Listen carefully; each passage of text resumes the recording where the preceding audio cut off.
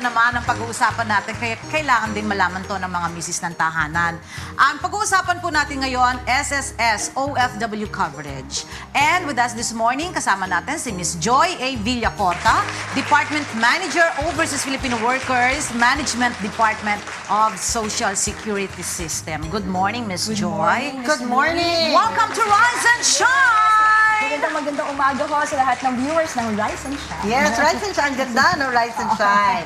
Okay, ano po ang OFW coverage program ng SSS? Yes, actually ho, way back 1997 pa namin pinalawak ang programa ho ng SSS para pati naman ang ating mga kababayan abroad, mga OFWs, makapagpatuloy ng kanilang membership sa SSS. So ito ho yung tinatawag naming OFW coverage program. At ang kagandahan po ito, aside from the usual basic pension scheme, meron pa hong special second layer of social protection coverage ang ating mga OFWs. Then meron din ho silang membership under the Flexi Fund program. So ito on okay, top of yes. the regular SSS, our OFWs may also enroll doon sa tinatawag naming Flexi Fund program. Kasama din dito ang mga seafarers. Ang seafarers, yes. But under the current coverage ng seafarers, since may manning agencies sila, identified yung mga foreign principal, ang aming coverage sa seafarers as covered employee. So itong OFW program is more for the land-based OFWs natin. And ito, pwede na rin gawin online? Yung soon, abangan ho nila, we will launching soon yung issuance ho ng SS number online. Oo, para even our OFWs abroad, maaari ho silang magkaroon ho ng number ng SSS. Then sa SSS ho, ang membership lifetime, it's for life. Okay, and paano naman po ang pagre-rehistro nito? Okay. Yun mo, meron lang akong registration form. So they just have to go to any of our branches, either local at meron din kaming foreign offices. So in most top destinations, 20 foreign offices ho yan abroad. Meron. Meron din ho kami. So Okay. pwede sila magpunta doon. At pwede rin ho na yung form ma-download sa aming website, www.sss.gov.ph. Fill upan lang yung form. Sana ho may dala na silang either birth certificate or passport, kasi OFW naman ho, passport, driver's license, kasi yun ho yung identification para ho ma-issue namin as a permanent ang tagging nila ho sa amin. Matagal na ba to? O parang bago lang, no? 97 pa, pero ang difference ho for OFWs, it's on a voluntary basis. Kasi sila ho mag-shoulder ng entire amount of the contribution. So pag abroad ho nila, usually naman ho sa aming napapansin sa OFWs, more than 90% of them may number na. Meaning, bago pa man din sila ma-deploy abroad, meron na ho silang SSS number, then nakapagtrabaho na ho sa Pilipinas. So itutuloy lang ho nila at yun ho ang gusto namin iparating at ipaalala sa kanila that even when they're abroad, they can reactivate and become active members of the SSS. Paano kung halimbawa, hindi ako nakapag-membro dito sa Pilipinas, tapos nag-abroad ako, gusto kong mag-membro ng SSS. Anong gagawin ko? Yun lang pong form, fill upan, and then kung nandun ho sila malapit sila sa opisina ho namin sa abroad, actually all our foreign offices are situated sa Philippine embassies or consulates and polo. So I'll just run through lang ho, briefly yung aming foreign offices. In Asia, we have Hong Kong, Singapore, Taipei, Brunei, Kuala Lumpur, and soon ho, we also have in Macau and also soon in Tokyo. And also in the Middle East, we have 3 offices in Saudi, Riyadh, Jeddah, Al-Khobar. In UAE, meron kami sa Abu Dhabi and Dubai, meron kami sa Doha, Qatar, Bahrain, Kuwait. Soon we'll also open our Muscat, Oman office. And then sa Europe, meron kami 2 office sa Italy, sa Rome and Milan, and also in London.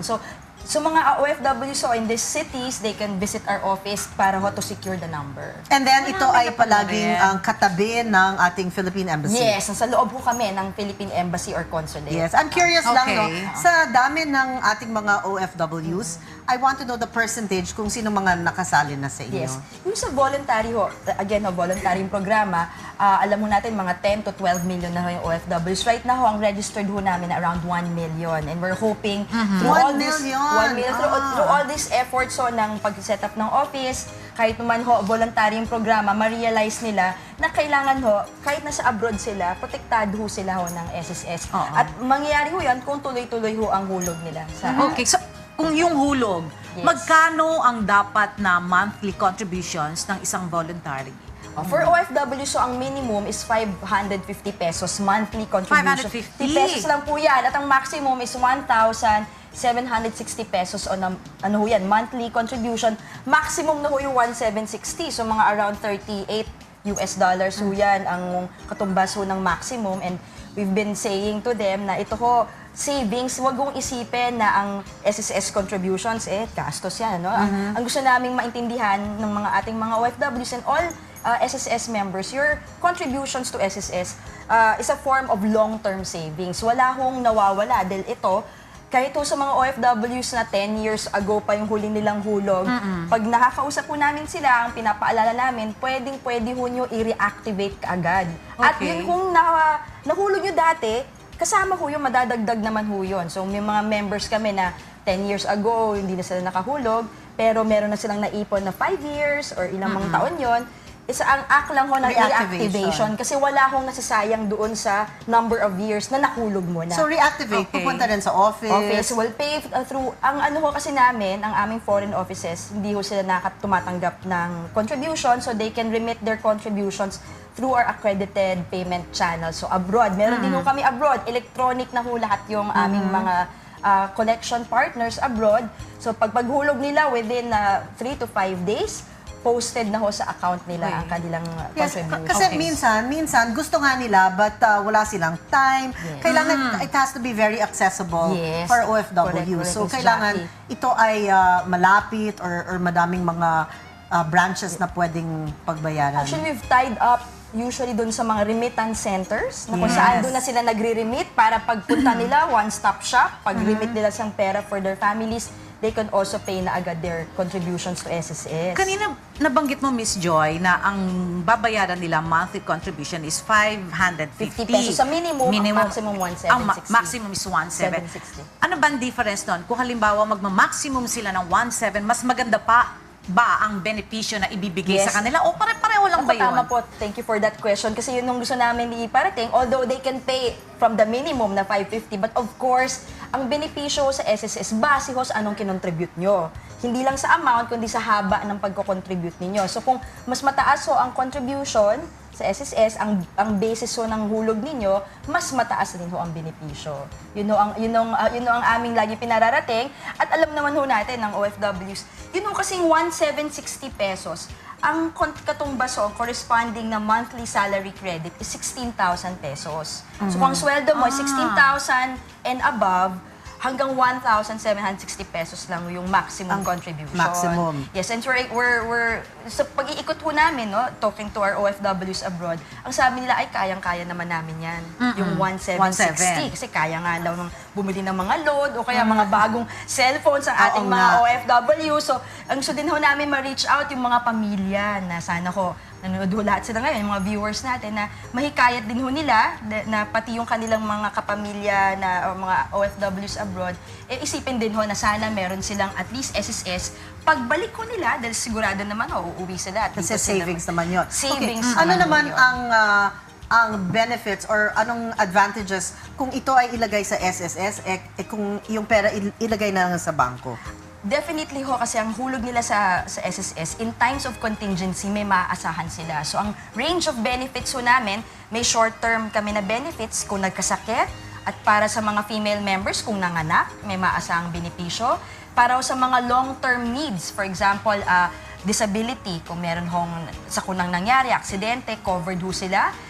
Retirement, yan ho naman talaga ang SSS, na primarily a retirement pension institution. So para ho pag-uwi nila, matapos yung mga sakripisyong nagawa nila, no, for all these years na nagtatrabaho abroad, pag uwi nila, isipin din yung sarili na meron namang mahuhugot pagdating ng araw. So long-term financial planning po yan.